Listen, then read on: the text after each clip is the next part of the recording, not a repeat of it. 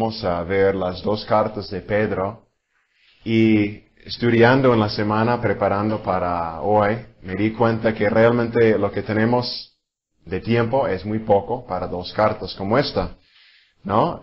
Primero de Pedro es más o menos el mismo tamaño de Santiago y duramos pues 2 horas solamente en Santiago, y hoy vamos a ver Primero de Pedro nada más en la primera hora y Segundo de Pedro en la segunda hora. Entonces otra vez es como vista desde 10,000 metros sobre el nivel, ¿no? Sobre el paisaje, viendo algunas cosas y nada más saboreando un poco los aspectos más esenciales de la carta y de su trasfondo, ¿verdad? Bueno, empezamos con una discusión acerca del autor. La evidencia interna apunta a Pedro, el apóstol Pedro, como autor. De hecho, en 1 de Pedro 5:1 afirma que Pedro fue el autor. Y es interesante también notar algunos de los paralelos entre el capítulo 2, en 1 de Pedro, y el Evangelio de Marcos. Más adelante vamos a ver esto hoy, pero sabemos que Juan Marcos, durante su vida, después de participar en una parte del primer viaje misionero de Pablo, y luego ser un acompañante de Bernabé, pasó unos años de su vida en Roma, donde estaba Pedro ministrando. Entonces es posible que estos paralelos se deben al hecho de que Marcos era un discípulo de Pedro en su vida. Entonces vemos algo de comparación entre la carta escrita por Pedro y también el Evangelio escrito por Marcos, el discípulo de Pedro. Además, hay algunas similitudes entre esta carta, 1 de Pedro, y los discursos de Pedro en Hechos. ¿Se acuerdan ustedes que en el libro de los Hechos había 2 apóstoles destacados? La primera mitad de Hechos se destaca el apóstol Pedro y en la segunda mitad Pablo. Y por lo tanto, sobre todo en los capítulos capítulo 2 de Hechos y capítulo 10, con la experiencia de Pedro con Cornelio, tenemos varios discursos por parte de Pedro. Y hay cosas parecidas entre la carta de 1 de Pedro con los discursos de Pedro en Hechos. Además, Harrison, él menciona algunos toques biográficos dentro de la carta de 1 de Pedro que concuerdan con el retrato de Pedro en los evangelios, ¿sí? Como él como discípulo. Y 2 cosas interesantes acerca de esto es, uno, el uso de la palabra piedra. Yo estoy estudiando para mi investigación exegética 1 de Pedro 2, 4 y 5. Y es el pasaje donde Pedro dice, Cristo fue la piedra rechazada por los hombres, pero escogida y preciosa ante Dios. Y luego dice, al acercarnos a Él, convertimos nosotros en piedras vivas. Y es interesante porque todos sabemos que el apodo que Jesús le dio a Pedro es Pedro, ¿no? Su nombre era Simón, y luego Jesús dijo, ahora te llamarás Simón Pedro, ¿sí? Porque tu confesión es la roca sobre la cual edificaré mi iglesia. Entonces, Pedro menciona una y otra vez en su carta piedra, la importancia de este símbolo, ¿no? Y la otra cosa interesante es que en 1 de Pedro 5, del 2 a 3, Pedro menciona los pastores en la iglesia, los pastores que alimentan sus rebaños. ¿Se acuerdan ustedes al final del Evangelio de Juan, después de la negación de Pedro de Jesús? Jesús lo restaura, ¿no? En la playa. Y 3 veces le hace la misma pregunta. ¿Cuál es esa pregunta? ¿Me amas? ¿Y qué dice Pedro? Sí, Señor, sabes que te amo, ¿no? 3 veces, y 3 veces Jesús responde a su respuesta. Dice, da de comer a mis ovejas, cuida a mis corderos, ¿no? Algo así, 3 veces, con palabras parecidas. Entonces aquí vemos a Pedro como un pastor, dándole alimento a las ovejas de Cristo. las ovejas. Luego veremos quiénes son los destinatarios, pero los cristianos en Asia Menor. Y también él, ahora, como parte de la cadena, dando instrucciones a los otros pastores a que ellos también alimenten sus rebaños. Entonces es un toque personal, un toque biográfico que vemos entre los evangelios, una conexión, y la carta de Pedro, la primera carta de Pedro.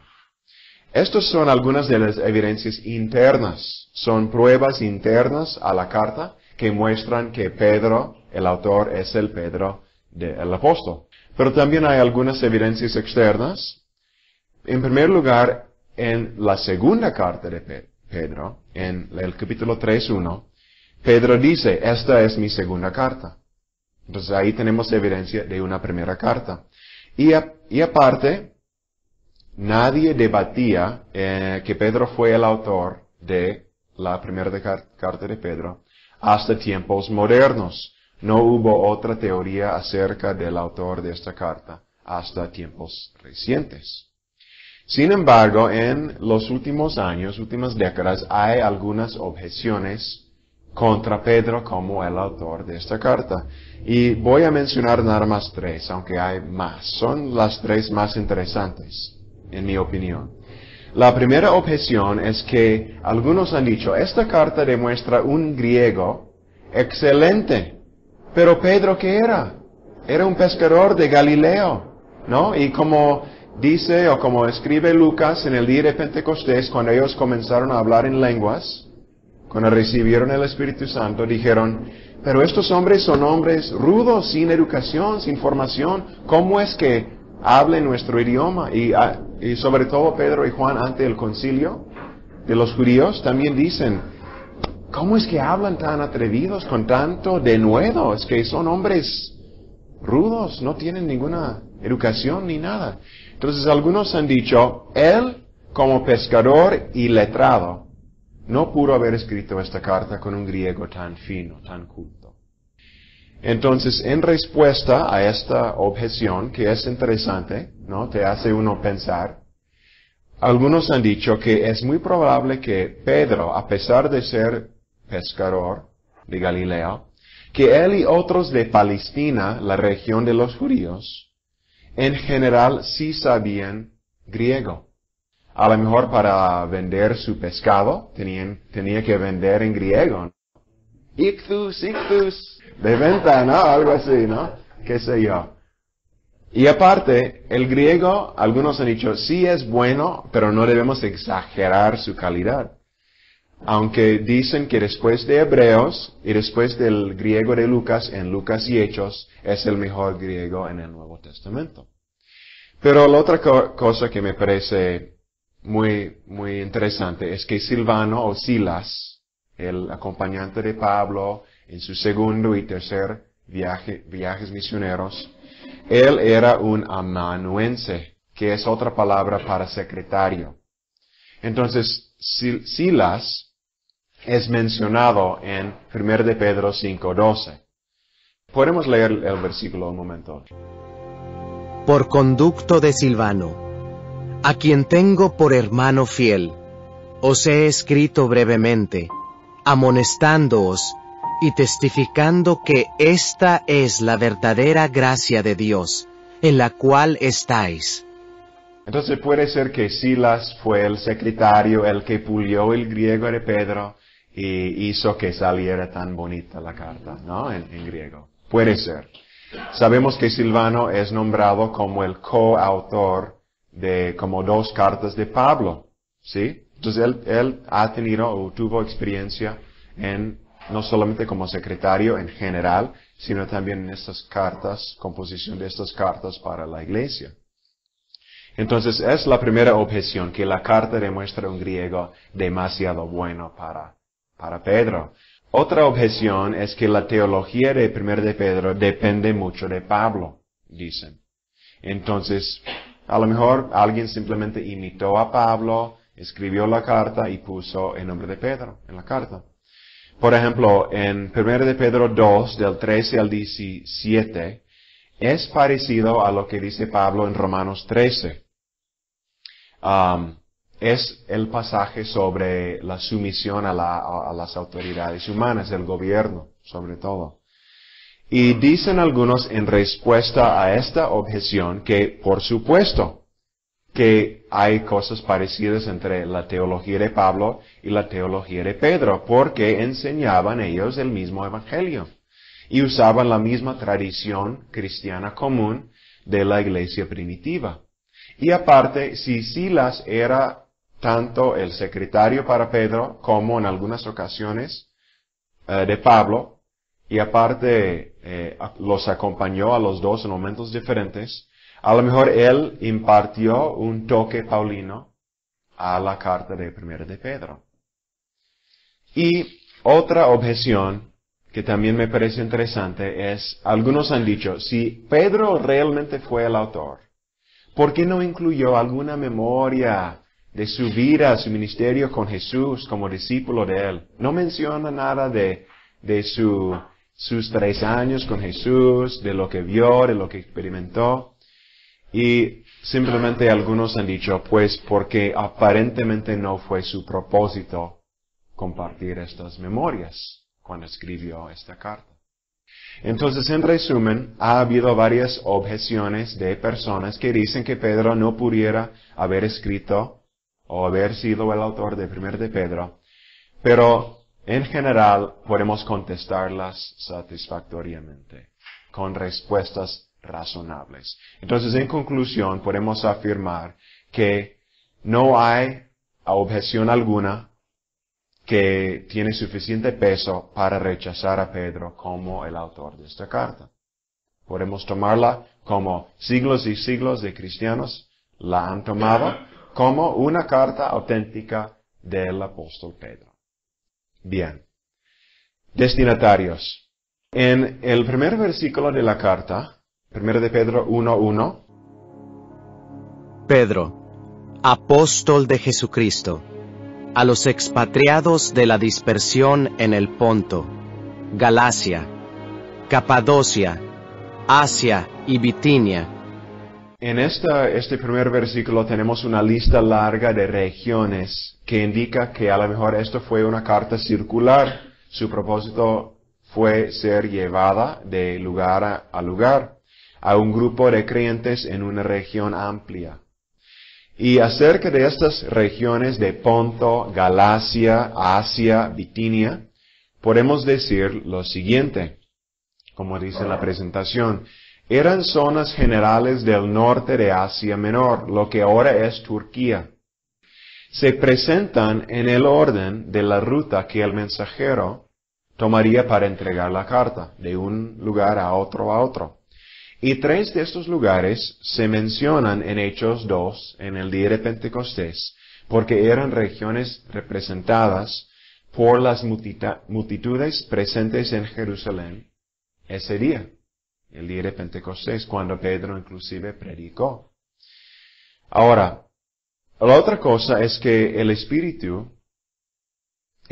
Santo no permitió a Pablo a evangelizar estas regiones, según Hechos 16. Pero tampoco Pedro ministró ahí directamente. De hecho, Pedro dice en 1:12, ¿podemos leer 1:12? A estos se les reveló que no para sí mismos, sino para nosotros, administraban las cosas que ahora os son anunciadas por los que os han predicado el Evangelio por el Espíritu Santo enviado del cielo, cosas en las cuales anhelan mirar los ángeles. En ese versículo Pedro no dice, yo fui, yo les prediqué. Él dice, ustedes escucharon por otros los predicaron y recibieron el mensaje. Entonces, los destinatarios no son, no es gente convertida personalmente por Pedro. Por muchos siglos, acerca de los destinatarios, se creía que los lectores eran judíos, en gran parte por sus muchas referencias en la carta al Antiguo Testamento, combinadas con sus referencias a sus lectores como expatriados, como dice en el 1:1. Sin embargo, la mayoría de los estudiosos o eruditos hoy han llegado a un consenso de que hay amplia evidencia de que fueron gentiles, la mayoría de los destinatarios, porque en varios versículos hay textos claros que indican que los lectores eran no judíos antes de su conversión, sino paganos. Vamos a leer nada más 1 de Pedro 2:10. Vosotros que en otro tiempo no erais pueblo, pero que ahora sois pueblo de Dios, que en otro tiempo no habíais alcanzado misericordia, pero ahora habéis alcanzado misericordia. Si eran judíos en su mayoría, los lectores, yo creo, y la mayoría de estos estudiosos creen, que Pedro no hubiera dicho, antes no erais o eran pueblo, ahora sí son. Claro, los judíos se consideraban pueblo y eran pueblo de Dios antes del ministerio de Jesús. Y aparte, otra cosa acerca de los destinatarios es que aunque Pedro dijo en Gálatas 2:7 y 9, en la carta de Pablo, menciona las palabras de Pedro, que iba a trabajar con los judíos, Pedro, mientras Pablo más con los gentiles. No debemos asumir que Pedro nunca trabajó con los gentiles. Y más bien la Biblia da evidencia del ministerio de Pedro entre los gentiles también. Seguimos con las circunstancias y los propósitos entonces. La carta no contiene referencias específicas de sus lectores, detalles acerca de la vida del autor ni saludos personales. Pedro parece no haber conocido a sus lectores muy bien. Sin embargo, él sí escribió una carta muy pastoral y sensible.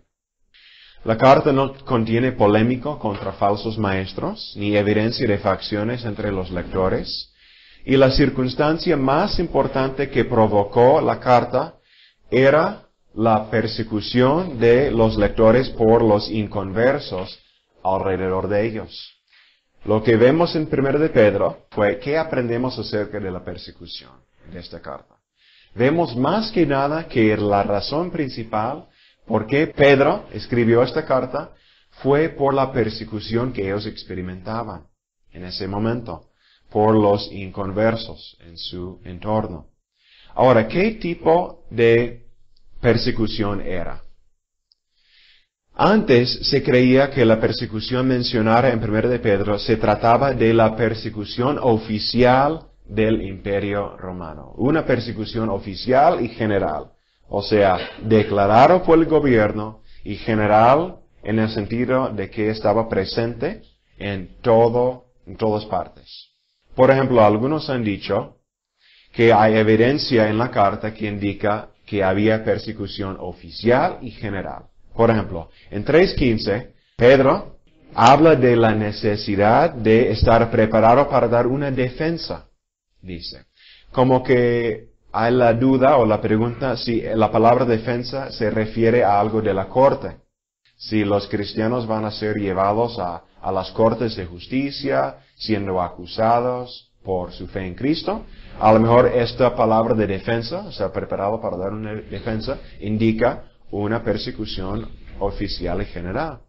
Y luego en la carta, cuando Pablo habla del fuego de la prueba, en 4:12, ¿de qué está hablando el fuego de la prueba? ¿Está hablando de la persecución de Nerón en los años 60? Cuando sí había esa persecución, porque Nerón quemó a los cristianos. Y hay otras cosas en la carta que posiblemente indican una persecución oficial y general.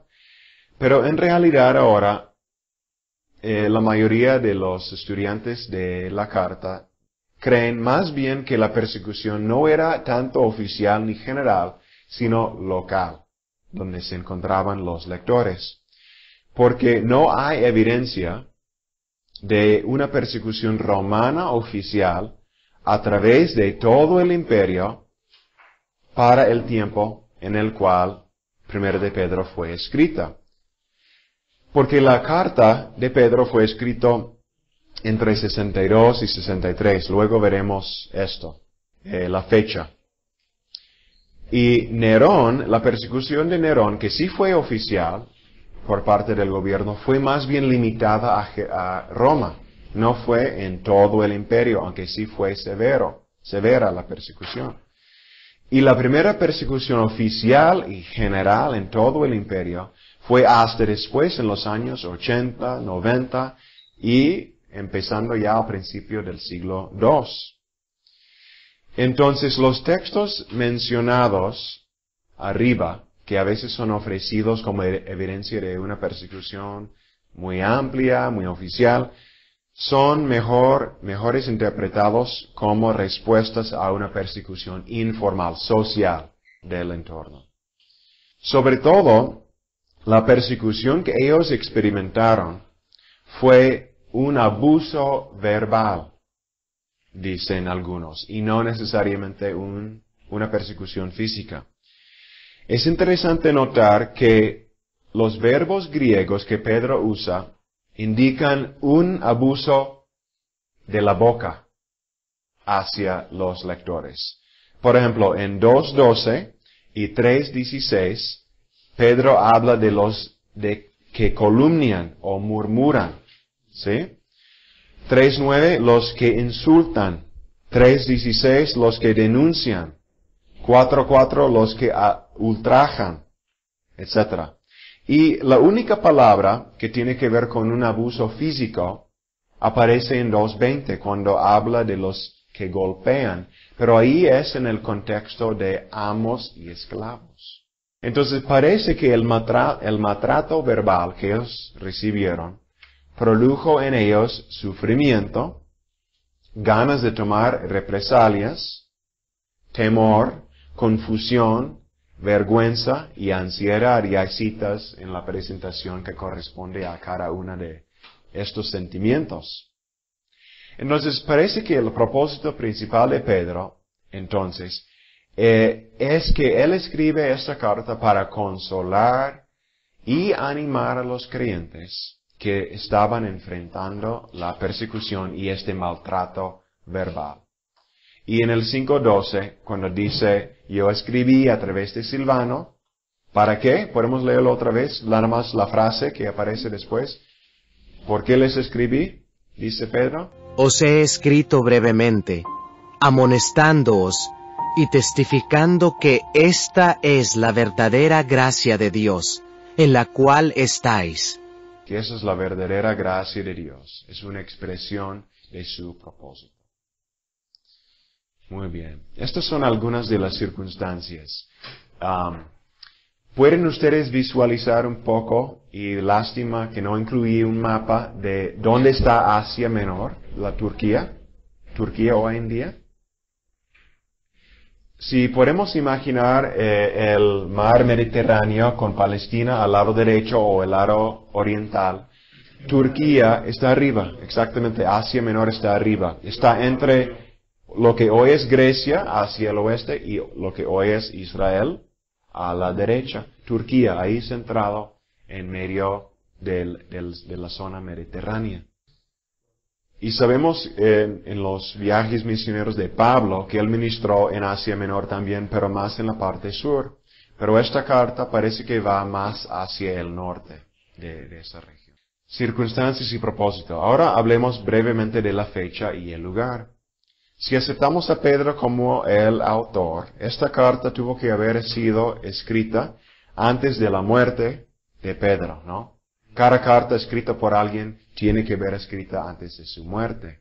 Aunque una vez alguien dijo que nadie debe escribir su biografía hasta después de su muerte.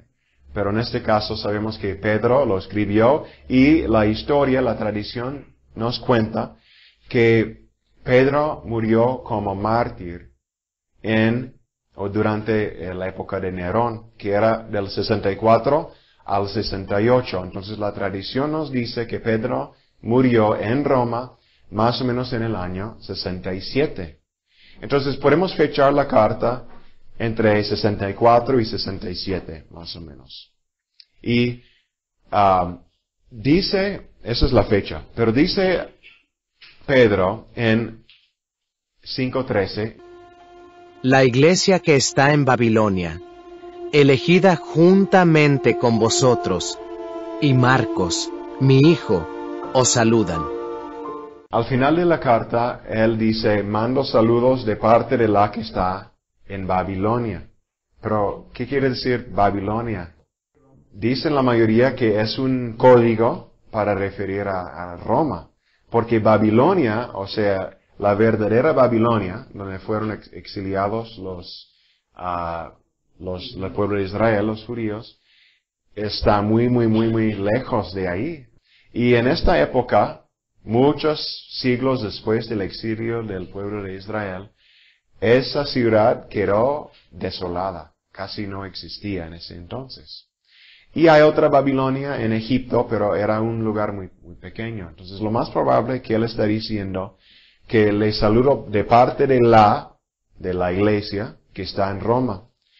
Y dice, en mi estudio encontré esta cita, Roma es como Babilonia, porque ambas fueron ciudades ricas, idólatras, inmorales y poderosas. La tradición pone Pedro en Roma para su martirio, y esto apoya a Roma como lugar de redacción. Entonces podemos visualizar a Pedro en Roma, la capital del Imperio Romano, en la década de los 60, escribiendo esta carta a cristianos en otra zona. Poco antes de su muerte, primero esta carta y luego la segunda carta que veremos después. Sigamos entonces con el bosquejo. Primero tenemos la introducción de la carta y quiero leer el versículo 1-2, capítulo 1, versículo 2, del saludo. Elegidos según la presciencia de Dios Padre, en santificación del Espíritu, para obedecer y ser rociados con la sangre de Jesucristo. Gracia y paz os sean multiplicadas. Es un saludo típico para las cartas del Nuevo Testamento, en cierto sentido. Pero ¿hay algo que les resalta de ese saludo en particular? Sí, menciona las tres personas de la Trinidad. No todos los saludos tienen este saludo trinitario, pero es muy obvio, alguna formulación temprana de algún concepto de quién es Dios, inclusive del saludo. Ahora, después del saludo, después de esta introducción, Pedro habla en capítulo 1 del 3 al 12 de la herencia segura que nos espera. Sabemos que si los cristianos de ese entonces, en esa región, experimentaban el maltrato verbal, la persecución por parte de sus vecinos inconversos, es interesante que Pedro enfatiza su herencia que les espera en el futuro. Dice, esperamos una salvación segura y aparte, estas pruebas refinan su fe. ¿Qué dice capítulo 1, versículo 7, por favor?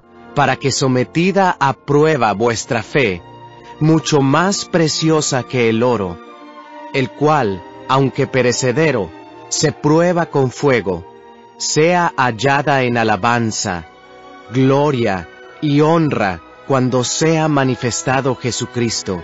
Para mí este versículo es muy desafiador porque dice que la fe es acrisolada o refinada a través de pruebas. Y claro, podemos entenderlo, sobre todo en países o lugares donde ha habido mucha persecución, se nota una purificación de la fe de mucha gente y a veces hasta un crecimiento numérico increíble en estos momentos. Pero también me hace reflexionar, y ahora estoy yendo un poco hacia el mensaje de la carta para nosotros. Si nuestra fe está siendo acrisolada hoy en día a través de las pruebas. Muy bien. Pues tenemos mucho más que ver y es muy interesante. Voy a seguir con la siguiente sección del 1.13 al 2.3, donde menciona Pedro acciones que resultan de la doctrina cristiana. Una diferencia entre este escrito de Pedro comparado a los escritos de Pablo. Normalmente Pablo primero da enseñanza teológica. Enseña, y luego en el capítulo 4 o 5, dependiendo de cuál carta estamos hablando, Ya empieza con las exhortaciones. Basándonos en esta enseñanza, Cristo esto, el otro, vivan así.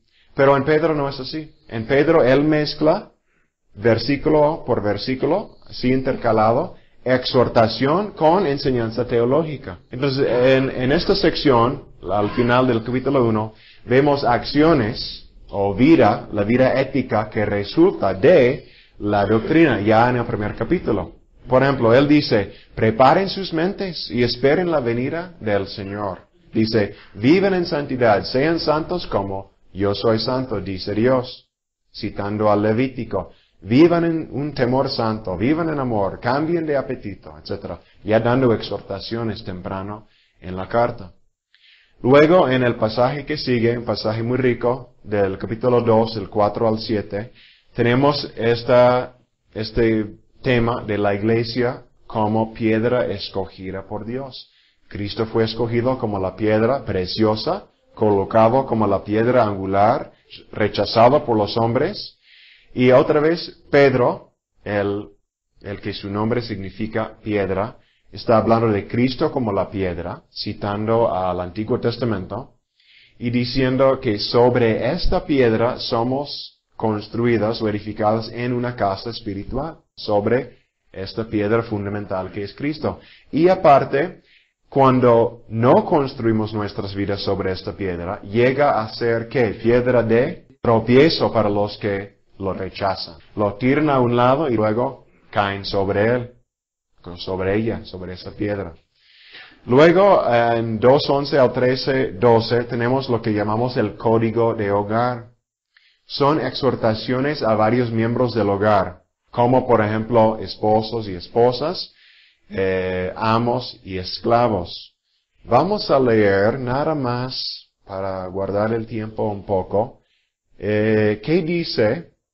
A ver, capítulo 2, versículo 13. Es el primer versículo, uno de los primeros versículos en esta sección. Por causa del Señor, someteos a toda institución humana, ya sea al rey como a superior. Sí, entonces tenemos no solamente lo del esposos y lo del trabajo, sino también del gobierno. Sométanse a las autoridades humanas. Y dice inclusive ahí, adoren a Dios o algo así y respeten al rey, por ejemplo. Bien. Luego en el capítulo 3, del 13 al 17, hay respuestas a la persecución. Y él habla ahí de estar listos para dar una defensa, una esperanza, defender su esperanza. Dice, es mejor sufrir por Cristo que por ser un malhechor. Y hay una indicación ahí que algunos pensaban que iban a recibir una recompensa por ser perseguidos después de hacer obras malas. Y Pedro dice, pues no hay ninguna recompensa para eso, mejor sufrir por causa de Cristo, no por sus obras malas. Más tarde, en el capítulo 3, dice Pedro que tenemos que morir al pecado con Cristo.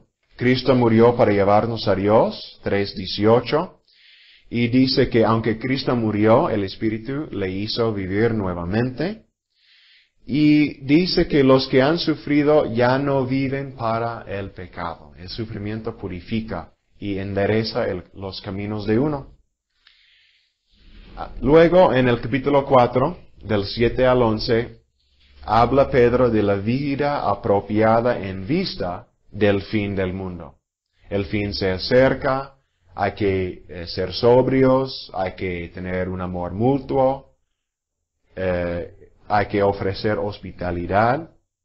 Habla del uso fiel de la gracia y de los dones, y tiene una doxología. Y luego en el último capítulo, 4:12 al 19, hay la respuesta apropiada al sufrimiento y al juicio que se acerca. Dicen, no deben ser sorprendidos por las pruebas, sufriendo por la causa de Cristo. Y dice que los que son insultados son bienaventurados. Es lo mismo que dijo Jesús en el Sermón del Monte. Y ya en el último capítulo, el capítulo 5, Él da sus exhortaciones finales a los ancianos, a los jóvenes, a todos, y al final da su recomendación de Silvano o Silas y la exhortación de obedecer la carta. Pues en pocas palabras es un resumen del bosquejo de la carta. Y ahora quiero mencionar un tema principal en la carta, cosa que ya mencionamos, y es el tema de la persecución, otra vez. La palabra por sufrir o sufrimiento o prueba aparece 18 veces en esta carta, ¿no? Más de 3 veces por capítulo. Y Pablo no está hablando del sufrimiento humano en general, sino del sufrimiento específico de la persecución de los seguidores de Cristo. Dice Pedro en 4:4, A estos les parece cosa extraña que vosotros no corráis con ellos en el mismo desenfreno de disolución, y os ultrajan. parece que una razón por la persecución es porque los vecinos de los cristianos no entendían por qué ya no los acompañaban en estas cosas. Y luego da, yo creo que en el 4:5, una lista de los pecados, de la borrachera, etcétera, la idolatría. Y Pedro dice que en contraste a las burlas o los insultos de parte de ellos no deben devolver un insulto por insulto. Más bien deben usar sus bocas para bendecir a los que los maldicen. Dice esto en el capítulo 3, del 9 al 12. Y como ejemplo, ofrece el ejemplo de Cristo, que usó sus sufrimientos para salvar a otros. Y debemos imitar su ejemplo con el propósito de salvar a los demás. Inclusive en las palabras dirigidas a las esposas, en el capítulo 3, del 1 al 2, dice que las esposas deben sujetarse a sus maridos inconversos para convencerlos, para salvarlos, para que reciban la salvación sin palabras. Bien. Hay otros temas interesantes en 1 de Pedro. No tenemos tiempo para verlos todos, pero hay otro tema interesante entre lo efímero y lo duradero. Menciona Pedro como 2 o 3 veces contrastes entre cosas pasajeras y cosas duraderas. Es otro tema interesante en el libro. Y otro es simplemente la imitación de Cristo, algo que mencionamos en cuanto a las pruebas, pero también enfatiza Pedro mucho que seamos imitadores de Cristo. Quiero mencionar un aspecto literario, aunque hay muchos otra vez, pero nada más las figuras literarias. Esto se me hizo interesante. Hay una lista larga, está aquí. A lo mejor por tiempo no voy a leerlos todos, pero ahí los pueden ver en orden alfabético. Figuras literarias de alimentación, botánicas, deportivas, familiares, etc. Son muchas. Y una que se me hizo interesante era la de metalúrgicas. 3 veces o más Pedro menciona que algo tiene que ver con los metales. Por ejemplo, la herencia es incorruptible, no se oxida. Es interesante, ¿no? Luego dice, como leímos en 1:7, que la fe es como oro refinado por el fuego. Y en el 1:18, la redención no es con cosas corruptibles como oro y plata.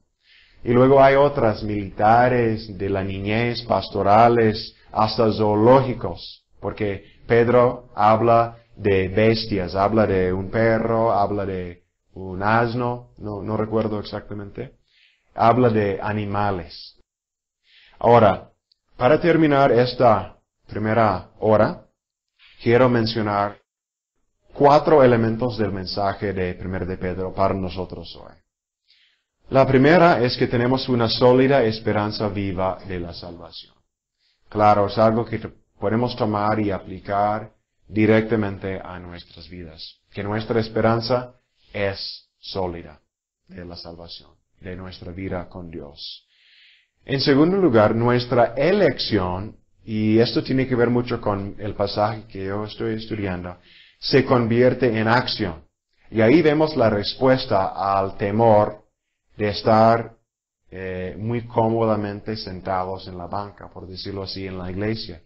En inglés tenemos un dicho que queremos evitar ser los frozen chosen. ¿Sí entienden? Sí. Los escogidos congelados, ¿no?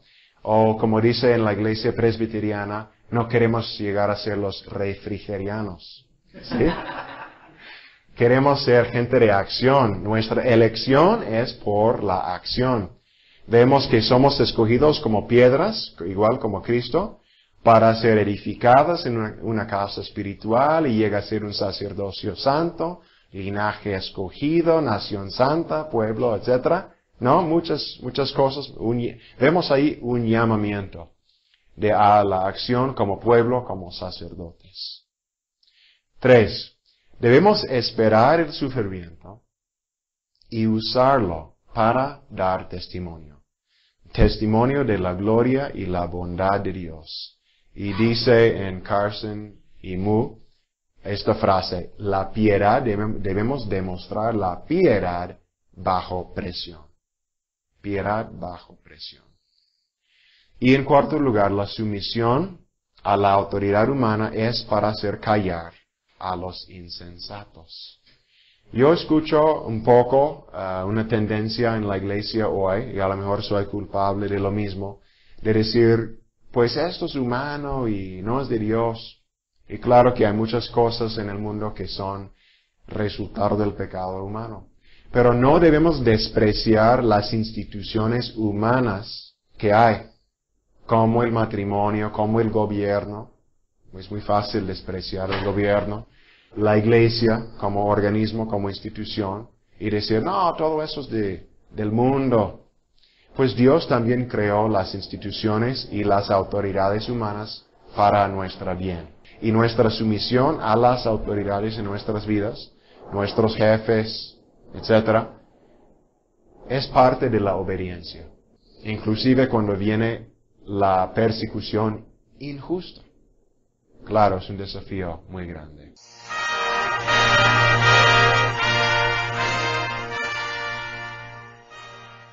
Segunda carta de Pedro, el autor. Otra vez tenemos evidencia interna a favor de Pedro.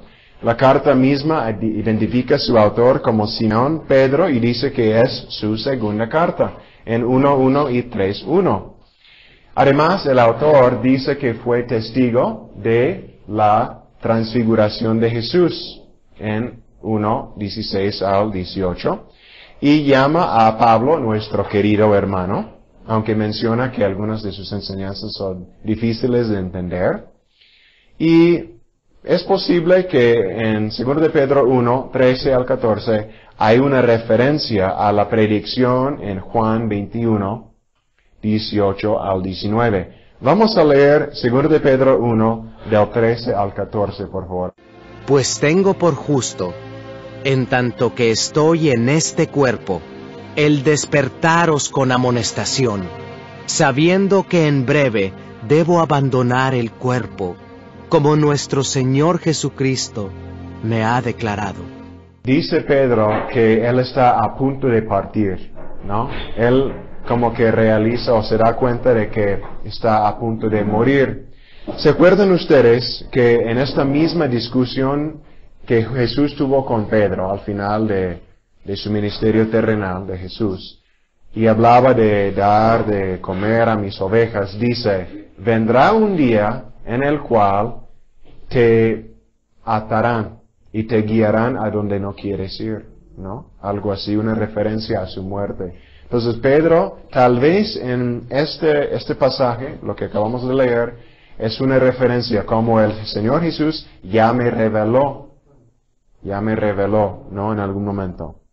Aparte, este autor habla fuertemente en contra de los que echan mentiras. En el 1:12, en el 2:3. Y si Pedro no es el autor de la carta, es curioso que un mentiroso escribiría estas palabras, ¿no? Por ejemplo, estas declaraciones en contra de la mentira, etc., serían hipocresía de parte del autor si escribió en nombre de otro falsamente. Aparte, el vocabulario que la carta comparte con los discursos de Pedro en Hechos, Pero este vocabulario no es muy común en el resto del Nuevo Testamento. Entonces es una indicación de palabras ya habladas por parte de Pedro en sus discursos. Usa la palabra alcanzado, piedad, inicuos, galardón de injusticias, el día del Señor. Todas estas palabras aparecen tanto en la segunda carta como en sus discursos en Hechos. Son temas paralelos. También hay paralelos entre 1 de Pedro y 2 de Pedro. Si él escribió 1 de Pedro, es el candidato más probable que escribió 2 de Pedro. Es un poco de la evidencia interna, pero también hay algo de evidencia externa a la carta. Orígenes, un padre en la iglesia del segundo siglo, aceptó que Pedro fue el autor, reconociendo que había disputas sobre este punto. Y es posible, pero no seguro, que Ireneo, más tarde, al final del siglo II, principios del siglo III, aluda al libro. Fecha y lugar.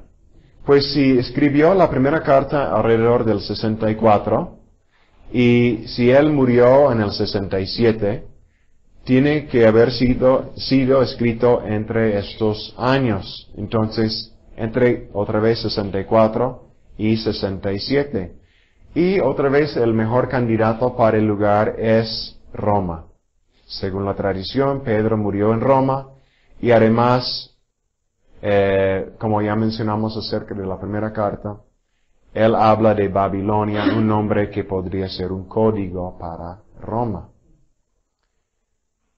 Circunstancias y propósito. Pedro sabe que pronto va a morir y quiere preparar a sus lectores para vivir sin él. En particular, quiere advertirles del peligro ahora, no de la persecución, como en la primera carta, ahora de los falsos maestros. Pedro usa las promesas escatológicas de los profetas y los apóstoles para estimular a sus lectores a vivir vidas santas y fortalecerse contra la venida inminente de estos hombres impíos. Ahora, no se sabe mucho acerca de o sobre los destinatarios, aunque Harrison dice que eran gentiles y menciona 1:1 y 3:15 como evidencia. Aparte, en el 3:1 sugiere que 2 de Pedro tiene los mismos destinatarios que 1 de Pedro, los que vivían en Asia. Pero yo creo que lo más interesante acerca de las circunstancias y el propósito es lo de los falsos maestros. Parece que estos maestros eran creyentes, pero se habían apartado de la verdad. Hay una mención de esto en 2:20 al 21. Sin embargo, Pedro los describe comiendo con los destinatarios y aprovechándose de ellos. Ahora, uno de los dos errores principales de los falsos maestros parece ser el antinomianismo o la licencia contra la ley. Están contra la ley. Ellos simplemente siguen sus propios deseos y son esclavizados por ellos, particularmente en las áreas de la sexualidad y el dinero. Vamos a leer 2:14, por favor. Tienen los ojos llenos de adulterio, no se sacian de pecar, seducen a las almas inconstantes, tienen el corazón habituado a la codicia, y son hijos de maldición. Entonces ahí vemos las áreas, los pecados particulares de estos falsos maestros. Hay muchos ejemplos. Dice en el 2:13 que se gozan de sus placeres abiertamente bajo la luz del día. Dice que Balaam, Pedro ofrece a Balaam como un ejemplo de alguien que usó la religión como ellos para avanzarse económicamente. Entonces vemos aquí el peligro o la distorsión de la sexualidad y el dinero en este caso. Otro error relacionado es el rechazo de la autoridad. Va muy de la mano con el otro. Son hombres inicuos, dice Pedro en 3:17. Hombres sin ley. Calumnian a los seres celestiales y niegan a Jesucristo. ¿Qué dice capítulo 2, versículo 1? Pero hubo también falsos profetas entre el pueblo, como habrá entre vosotros falsos maestros, que introducirán encubiertamente herejías destructoras, y aún negarán al Señor que los rescató, atrayendo sobre sí mismos destrucción repentina. Bien, ¿qué dice acerca del Señor que los rescató? ¿Cuál es el verbo? Negar. Hasta niegan a Cristo. Entonces es lo que dice Pablo acerca de ellos, su rechazo del Evangelio.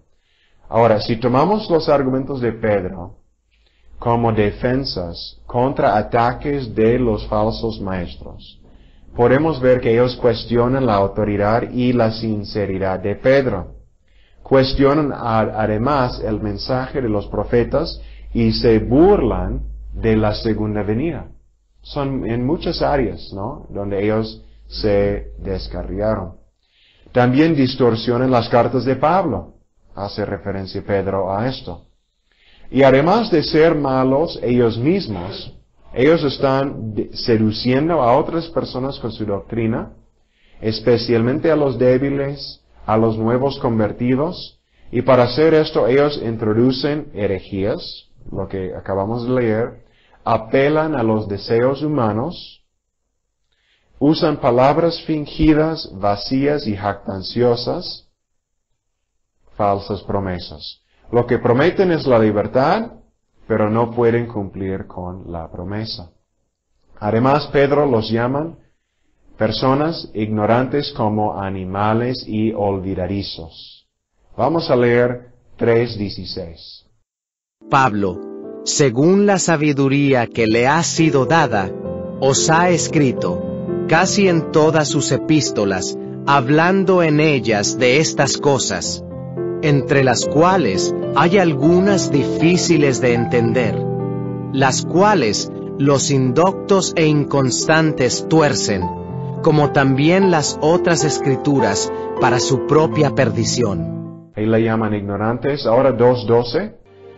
Pero estos, hablando mal de cosas que no entienden, como animales irracionales, nacidos para presa y destrucción, perecerán en su propia perdición. Bueno, vamos al bosquejo del mensaje. Aquí es un bosquejo muy breve. Es una carta más breve, ¿no?, de solamente 3 capítulos. Tenemos la introducción al principio. Y el primer capítulo, en la primera sección, habla de la importancia de la santificación. Dice Pedro que el poder y las promesas de Dios nos dan todo lo que necesitamos para escapar al mundo pecaminoso, y disfrutar la vida piadosa. Y luego da una aplicación de esta santificación en los versículos 5 al 11.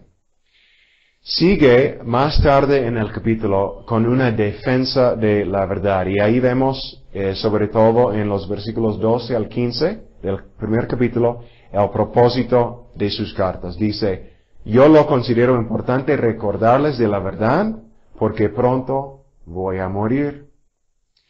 Él justifica su autoridad diciendo que fue testigo de la majestad de Jesucristo en su transfiguración, y habla también de la certeza de los profetas.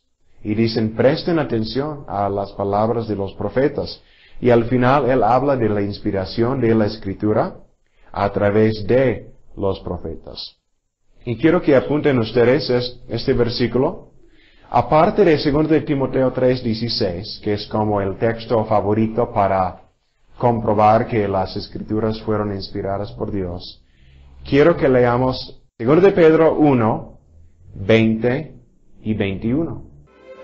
Entendiendo primero esto, que ninguna profecía de la Escritura es de interpretación privada, porque nunca la profecía fue traída por voluntad humana, sino que los santos hombres de Dios hablaron siendo inspirados por el Espíritu Santo.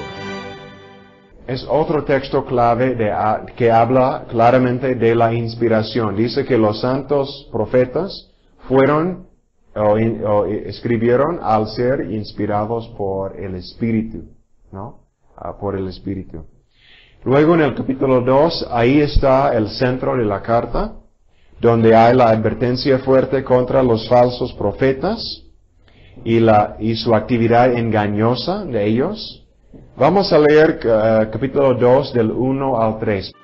Pero hubo también falsos profetas entre el pueblo, como habrá entre vosotros falsos maestros, que introducirán encubiertamente herejías destructoras, y aún negarán al Señor que los rescató, atrayendo sobre sí mismos destrucción repentina.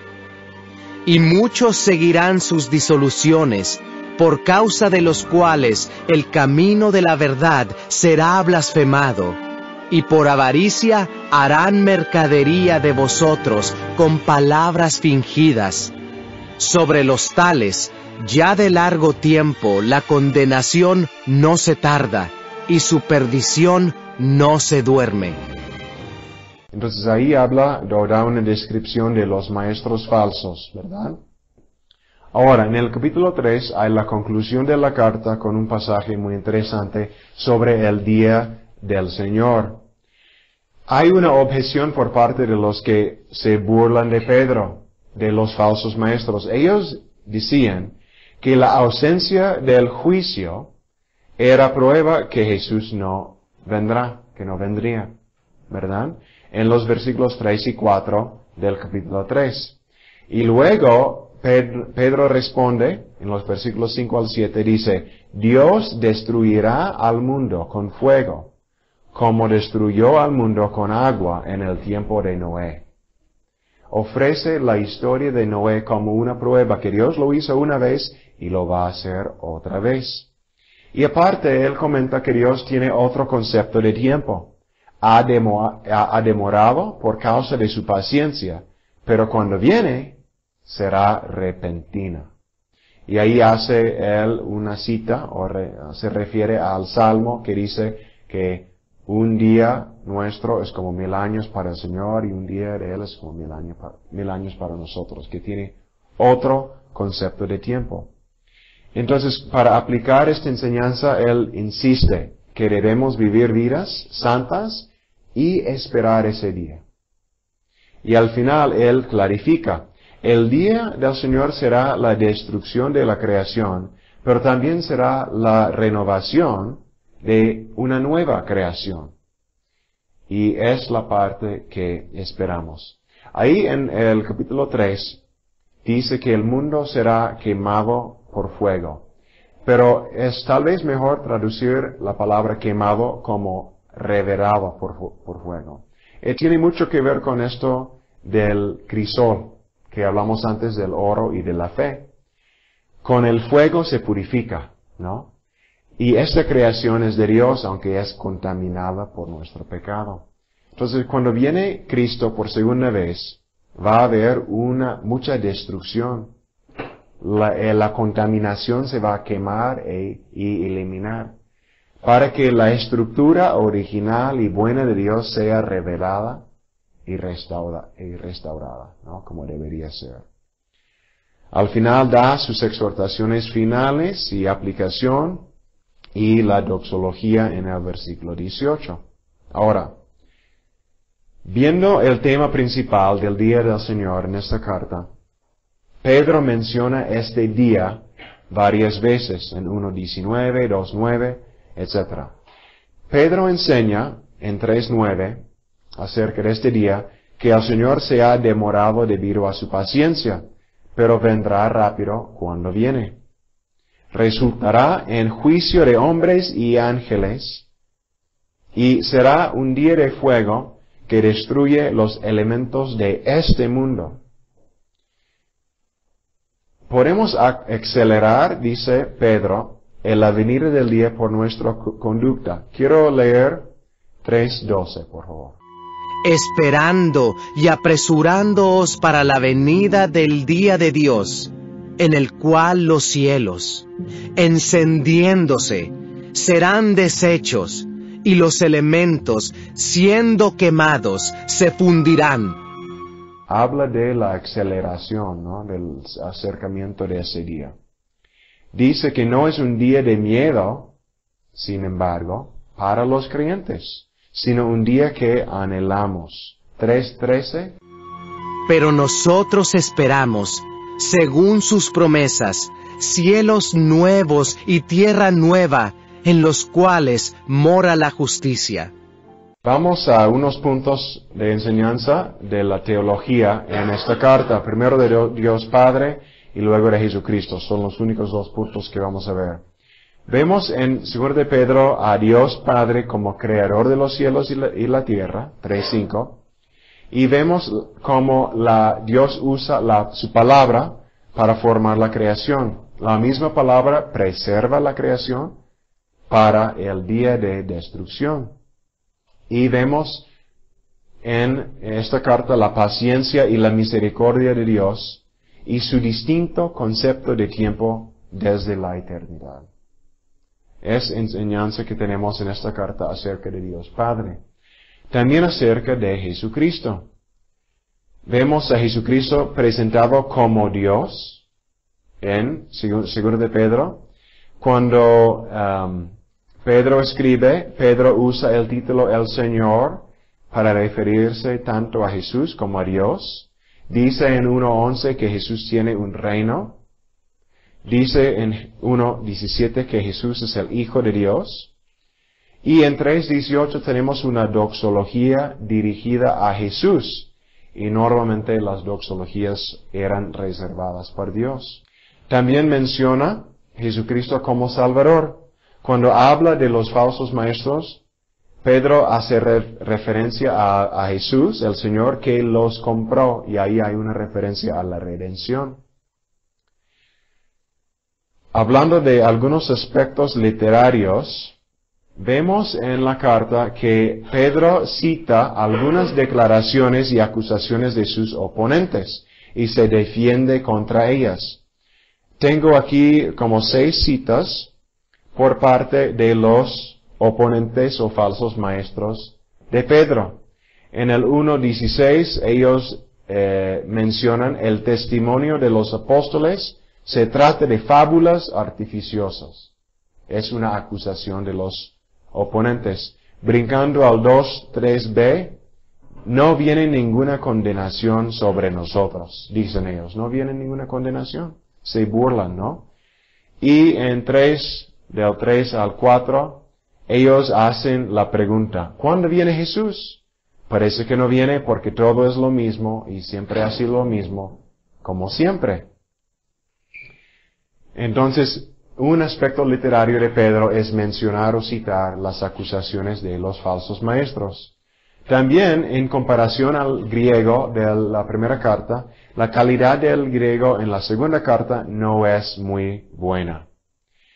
Bruce Metzger escribió, 2 de Pedro es posiblemente el único libro del Nuevo Testamento cuyo lenguaje se mejora al ser traducido. Parece que posiblemente Pedro utilizó un secretario para la primera carta y para la segunda no. Es un griego un poco más rústico. ¿Sí? Y otro aspecto literario es que, y eso es otro elemento hebreico o de los judíos, son las palabras en pares. Palabras sinónimas en pares. Y aquí hay una lista larga de ellos. Gloria y excelencia, ociosos y sin fruto, vocación y elección. Es un elemento literario que usa Pedro para enfatizar varios puntos durante toda la carta. Atrevidos y obstinados, del juicio y de la perdición, sin mancha y irreprochables, etc. Quiero mencionar una cosa sobre 2 de Pedro 1:15 como una nota exegética. Algunos proponen que en este versículo Pedro está declarando su intención de promover la preparación de un evangelio. Y lo que es interesante, yo estaba checando el Evangelio de Marcos. El Evangelio de Marcos fue escrito más o menos en el mismo momento que estas cartas, en la década de los 60, por Juan Marcos. Ahora, ¿qué dice 2 de Pedro 1:15? También yo procuraré con diligencia que después de mi partida, vosotros podáis en todo momento tener memoria de estas cosas. Entonces puede ser una referencia al Evangelio que Él quiere que sea escrito. Bien. El mensaje de 2 de Pedro para la iglesia hoy.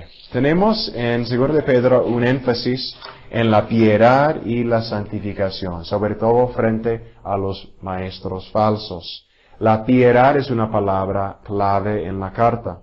Tenemos que guardarnos del error, huir de la corrupción, añadir virtud sobre virtud. También tenemos la importancia de la memoria como un mensaje clave para nosotros hoy también. Pedro nos escribe para que recordemos lo que hemos aprendido. Y él menciona lo de una memoria en este versículo. En contraste, Pedro dice que los enemigos del cristianismo son olvidadizos. Y es interesante porque en la adoración pública en la iglesia, muchas veces hay un énfasis, o debe de haber un énfasis en la memoria de los grandes hechos que ha hecho Dios en la historia. Recordar sus obras en el pasado. También en 2 de Pedro hay mucha importancia del conocimiento y de la doctrina para defender del error. Dice que tenemos que prestar atención a lo que hemos aprendido de los profetas inspirados por Dios. Hay que aprender, hay que estudiar, hay que recordar. También él menciona, como mensaje para nosotros hoy, los límites de la tolerancia. Pedro no acepta la herejía y la corrupción en la iglesia por parte de los falsos maestros. Y por eso nos da la impresión de que debemos oponernos a las falsas enseñanzas en la iglesia. Y otra parte importante del mensaje es simplemente la motivación pastoral de la escatología. ¿Por qué? Los burladores decían que las acciones no tienen consecuencias eternas. Todo seguirá igual. Pero Pedro insiste en lo contrario. Él dice que tenemos que anhelar la segunda venida y adelantarla y prepararnos para ella. Y dice David, un estudiante de esta carta, que como nada en este mundo es duradera, entonces tiene sentido para los creyentes vivir para el siglo venidero y sus valores. Que en este mundo nada sigue, pero lo que se hace para Cristo sí tiene sentido para la vida que viene, el siglo venidero.